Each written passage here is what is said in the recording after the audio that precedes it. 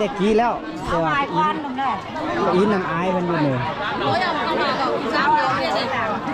กี่เราซ้ำเบียร์เด็สบายดีตอนนี้เบาเสียงกับเลาะเที่ยวส่งเบิ่งบรรยากาศอยู่ที่เวียดนาม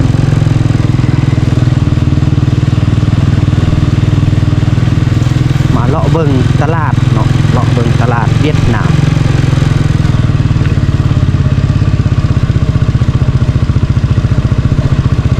จุดนี้ก็เป็นจุดซุ่มของเราเจ้าที่มีตลาดหรือว่าการค้าการขาย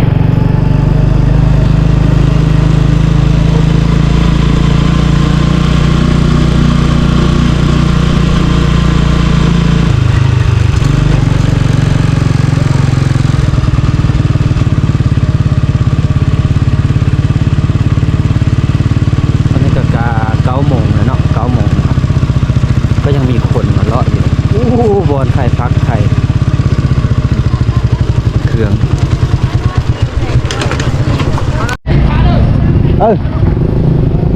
โอ้เมคาสบายดีเมคาสบายดีไข่นอวะไข่อันเลอไข่นอไข่นอไม้วะสบายดีเด้อได้สบายดีนี่วะอ๋อไข่เป็นโลวะไข่เนี่ยโอ้คือเอายาวแท้โลนึงเท่าเลยนี่โลนึง10,000อันนี้อ่ะโลนึง15,000ถ้าปอกแล้วเลยปอกแล้วสิห่อ20,000ห่อนึง20,000อ๋อเบิ่งดูห่อเยอะบ่โอ้ยแม่ห่อนึง20,000อันนี้เห็นบ่อันนี้แล้วเอิ้นนอเลยอยู่เวียดเอิ้นไม่จ๋าไม่จ๋าเว้าคือเดียวเนาะเว้าคือเดียวเนาะเขาอ่ะเวียดต่างลาวอ่ะต้นเลยมีคนมาไล่น่ะต้นแรงแน่ต้นแรงว่ะต้นแรงอันนี้ไปห้าอยู่ลาวบ่อันนี้ก็ไปห้าอยู่ลาวไปเนออันนี้ก็คือตลาดน้อยแคมทางเขาเจ้าทุกคนเข้ามารอท้าค่ายเครื่องสบายดีรอเลิกแค่เนอเขาจะเบ้าภาษาไทยแค่เนอเนาะข้างตะเอียนจ้อนไล่ตลาดน้อยเนาะเขาว่าต้นแรงเนาะต้นแรงจะมีคนมาหลายแต่ตลาดเยอะเขาจะอยู่ทางไหนอาหารการกินแบบบานๆมีผัวข้างเอียสักจอนจอนไล่แล้วโอ้แม่ค้ามักเอื้อนนี่สิบ่เผ็ดบ่มักเอื้อนนี่นั่นสิเผ็ดแน่เผ็ดเฮงบ่เผ็ดเฮงไงกินมาแม่แม่ค้าต้องซิมเบิ่งก่อนเนาะจังซิมเบิ่งซิมเบิ่งก่อนขายอาหารการกินอันนี้ก็คืออาหารสดเนาะอาหารสดๆแบบบานๆอยู่ลาวมาแน่โดยอยู่ลาวเด้อแล้วบ่ฟ้าลงเช้าจื้ออันเลยโอ้เนาะโทษฝั่งน้องโป้งน้ำพ่อไปรัชนาว่าบ่โทษฝั่งน้องแบบพี่บ่บ่โป้งที่เฮาเลยถ้าเทียบก็เฮาหน่อยแคมทางทุกคนไข่พักไข่อาหารการกินเลื่อยซาลีจังหูว่าเลื่อยไปเลยอามังมาแบบไตเบียดสิกละไตลาวมาไว้พิมพ์จ้ะแม่ผักใจดีจ้ะไว้พิมพ์ไตเบียดจ้ะแม่ค่ายแปลงบ่อันท่งหนึ่งตุ้ยหนึ่งเท่าเลยหาเงินเนาะโอ้ท่งหนึ่ง5,000ดงเนาะก็บ่แพงไงทุกคนแบ่งเนาะไข่แห่เจียนความไตเม็ดเนาะยูเลิบ่ะลูกอยู่สำเตอเห็นบ่เอารวมไม้หน่อยแบกกูยังแค่ดอกบ่โอ้พี่น้องเดียวจุไอ้ไม่น้อยก็เป๊ปปี้เปอร์ไอ้ไม่หน่อยละโอ้แม่นเนาะเดี๋ยวจื้อเอเลว่าร้านน่ะให้เลยยูลาหรอกจื้อน่ะจื้อเบาสำไตเบาสำไตมูโร่เลยมาหากะมาเมื่อกี้นี่มาเมื่อกี้มาอินเอามาบ่เอาเอ้ยบ่ลมดอกไม่ชอบเยี่ยมเนาะชอบเยี่ยมชอบมอยดอกชอบมอยไตเวียดเฮาล่ะเจียนไตดีนี่ชอบปล่อยยังแค่ดีเนอะไม่เท่าค่ายเลยไม่เท่า อันนี้เป็นฟักอันเลยอันนี้ ผักเหี่ยว เป็นฟักเหี่ยวอ๋อฟักเหี่ยวเนาะมัด1ปั้นเลยหางินช่วยได้ก็5,000กีบเนาะ5,000ดงไม่น่า5,000กีบ ตลาดน้อยอันนี้เป็นตลาดที่ขายของกินสดเนาะทุกคนเขาเจ้าเบาว่าต้นแรงเด้อจะมามีคนหลายเสียเนาะนี่ต้นแรงต้นงายเดี๋ยวเขามาซื้อต้นแรงต้นงายเขาก็มาเลาะซื้อนี่เนาะตลาดเยอะถ้าอยู่เทิงนี่ทุกคนเนาะตลาดเยอะตลาดขายของกินเดี๋ยวว่าตลาดเขาขายปกติอันนี้เขาเจ้า5แบบของสดๆมาขายเนาะบรรยากาศคักเลยเนาะหลังจากที่เขาเลาะสมเบิงบรรยากาศอยู่แถวๆตลาดเนาะตลาดของเวียดนามเนาะอยู่เขตไซแลนด์ระหว่างลาวเวียดนามแขวงเนอานเขาเอิ้นเขตนี้เป็นเขตจะแลนะเขตจะแล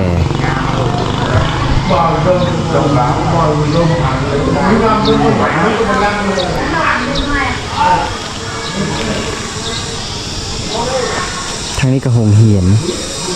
นของพระเจ้าโรงเรียนมัธยม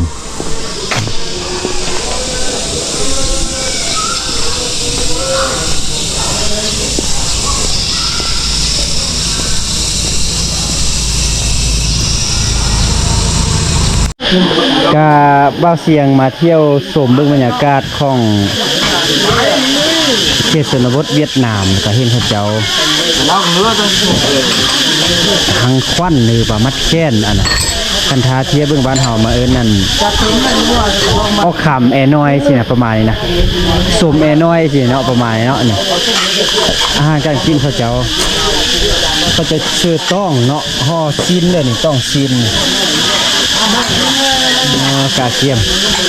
เลี้ยงไอเลี้ยง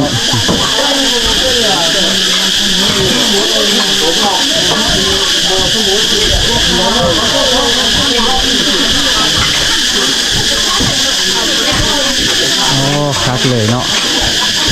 ชิมเสต้องห่อต้อง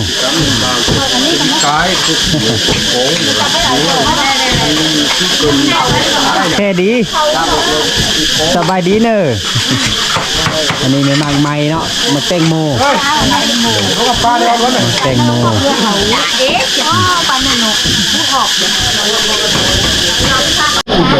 มาเบิ่งเขาเอ็ดควันเนาะเอ็ดควันควันต้มควันเนาะแบบบานๆเฮาเลยวิถีชีวิตแบบไต่เนาะมันเจ๊แบบไต่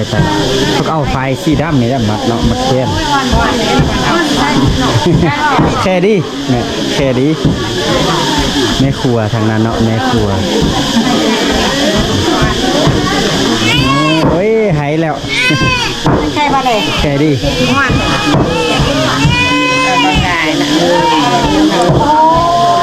ตัวนี่มันนอกชื่อระดับผมเดินหนูก็ได้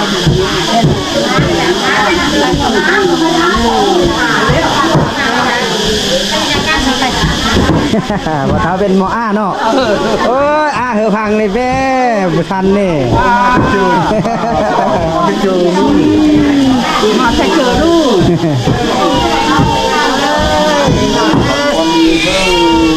เขาจะซื้อซองเนาะซื้อซองมาด้วยฟอนเข้ากันคุณน้อยนี่แหละ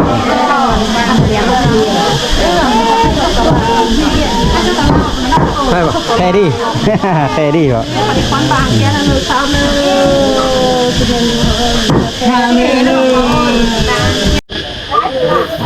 ตอนนี้ก็เรื่องหาข้าวหาน้ำก็เข้มจะสำเร็จแล้วทุกคนเนาะ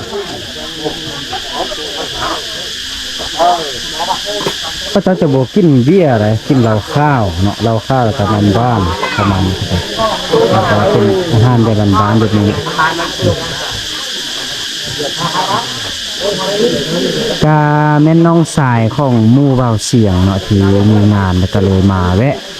เนาะเขาเจ้าเชิญมาดินสิ กำลังจัดอาหารเกี่ยมจะสำเร็จแล้วเนาะทุกคนโอ้เขาเจ้าก็หัวมือดีเด้แก้วมักเอื้อดแก้วมักเอื้อดแก้วมักเผ็ดเผ็ดบ่เผ็ดบ้าน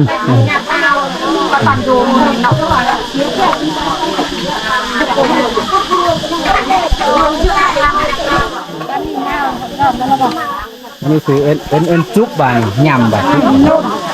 นั่นเลยนมแป้งบ้านเฮาเอ็นจุกอันนี้เขาว่าส้ม ส้ม ส้มเบียดบ่ ส้มเบียดนมถูกต้องให้ตัวร้องเนี่ยมันได้ว่ามาบอกกันห้องละนมถูกต้องน่าเฮ้ยคนซื้อคนสั่ง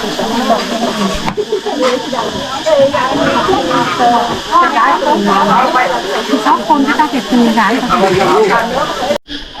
ทุกคนเมื่อเรามาเที่ยวบรรยากาศอยู่เวียดนามเขตชายแดนก็มาเจอควันสวมแอร์น้อยเนาะของอันน้องสายมูแล้วก็เนี่ยเขาจะมีซองแบบนี้นะก็เป็นวิธีชีวิตของเขาเจ้านะเขาจะได้เขียนเสื้อซองบ้านเฮาล่ะไปซื้อไปมัดควันแอร์น้อยเลยขนาดเนาะแต่เขานี่เสื้อซองเนี่ยบรรยากาศเกี่ยมสำเร็จเกี่ยมจะรับประทานอาหารได้ทุกคนป้อนนี้บอกป้อนคือลาวคือสาวเวียดสาวเวียดงามสาวเวียดนามงามหลายนี่ก็คือบรรยากาศเฮือนเวียดนามเฮือนฮานบานเศร้าที่เขาเจ้าจะมาย่ามเสือนมาย่ามเขาจะได้ขึ้นเฮือนเด้โอ้บ่เสียงกับโบแกนขึ้นไปเลยเฮือนสุ่งเลยนี่นะทุกคนบ่เสียงมักอยู่แต่เฮือนเวลานี่โอ้ยคักเลยนี่ไอ้น้องเขา3 คนนี่มาลิ้นมาเที่ยวเขตนี้ก็มานั่งเมียเขาอย่างนี้จังไปเจอเช้าห้าโอ้คักเนาะเฮือนเขาเนาะเย็นดีเนาะโอ้เพื่อนจะเพียงเลยเพื่อนเอ็ดแต่เพื่อนมาเองเขานิยมเกี่ยวกับเฮือนใหม่ทุกคนป้าบรรยากาศคักเลยทุกคนเนาะเพราะเสียงกับบ่อยากเข้ากองเลยบ่รอมันเลยชมธรรมชาตินี่เฮือนเขามุงไม่แป้นอีกงานอีดีเลยเด้อทุกคนเนาะบรรยากาศแบบนี้ไม่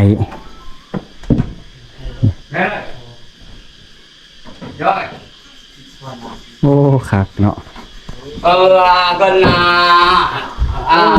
nhà xe máy trường thắng cuối một đó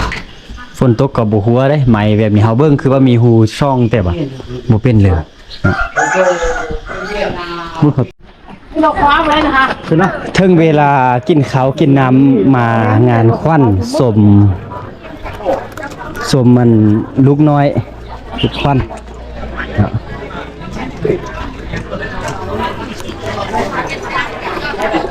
โอ้งามบรรยากาศโอ้ยคักแต่นางเป็นระเบียบเลยนี่ FC ไล่อยู่เนาะนี่ FCA เด้โอ้ FC เบ้าเสียง A เนาะกินข้าวกินน้ำจักน้อยเจ็บบ่กินข้าวเจ็บบ่แค่ดีเนอแค่ดีมาแต่กี้แล้วตัวอินน้ำอายมันอยู่เนอกินเรา3-6 เบียร์เด้ จักน้อยจะมากินน้ำเมื่อกี้กินเอแล้วจักน้อยจะกินน้ำกินอังเกิมก่อนกินเขาก่อนโอ้เหมือนซาเวียดนี่เยี่ยมเขานังกันเลยจักน้อยจะมากินย่ามเนอะจามคนละจอกโอ้ข้าวมาเสียงแค่ดีเนอะสบายดีเคปป้อมเจอเสียงตอนนี้ตลาดมาแต่เนาะมื้อนี้บ่คิดเลยเห็นมาที่เราจ้ากินนาจ้าเลยทั้งหลายกว่าเห็นไอ้โลกอีกโอ้ตอนนี้สิได้บีบกาวล่ะไม่ใช่ยังไปเห็นกินไงเจ๊กินน้ำปลา เยี่ยมมานั่งกินข้าว ไปเกลือมือคืนมือไปหาถ้าต้องไม้แบบนี้คือบอกเขาคือ กินข้าวบรรยากาศเซาไอ้น้องไปได้เลย ไปทำเบาเสียงนี่บ่ได้เลยเนาะตาลายไปเลยโอ้อาหารการกินแบบบ้านๆทุกคนพอเสื้อต้องธรรมชาติดี โน่จิมีโน่ต้อง มีหน่อไม้หน่อไม้ จากเราเนี่ยถือว่าตาเลียนลิ้นอันนี้นะ แต่เอาอยู่ลาวมาเลยเนาะ อันนี้อะไรเนี่ยรถจ้าว่ะ โอ้ยเบิ่งกันแขกก่อนฮิโลฮิโล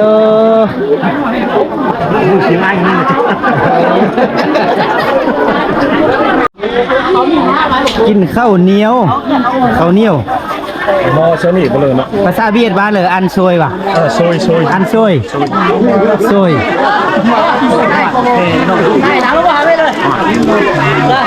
เริ่มเลยเริ่มลงมือเลยกินเลย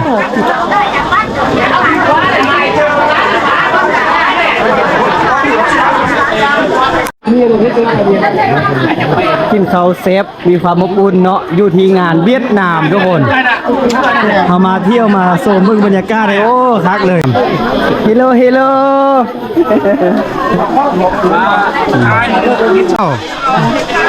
สบายดีสบายดีโอ้เหมือนเลยกินเขาจะนั่งโต๊ะยาวๆแบบนี้เลย มาเนี่ยให้อาจารย์มา ก็กินย่าม อาจารย์ชอบกินย่ำนะ ก็กินย่ามมันแทกเหนือเนาะ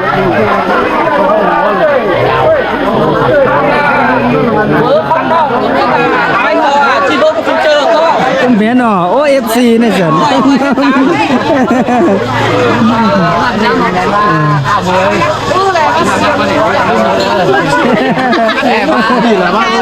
แค่ดิ FC ได้ดีเนาะโอ้ยขอบใจโอ้เหมือนแต่บางเสียงก็ไล่จอกเลยทุกคนเนาะ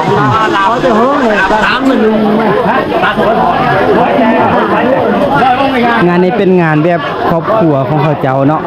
งานบ้านๆทุกคนฮิโลฮิโล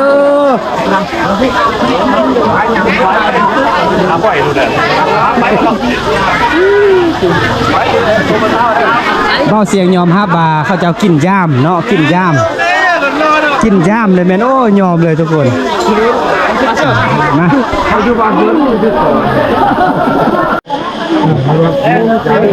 กินเขาวกินน้ำอิ่มแล้วโอ้ไล่จอกเลยได้ทุกคนเอ๊ะนั่นเลยนี่นะ น่าจอกเชียง จอกน้อยๆทุกคนแต่ว่ากินย่ามตลอด ร้อนสูงไม่ลงจะได้ยังเชียงมาล้ำหมด ความฮักความแพงเขาเจ้าจะกินย่ามเด้แม่นเบาเสียงกับน้ำไหม้เอาแล้วทุกคนเนาะ เมาแล้ว โอ้ไหวเลย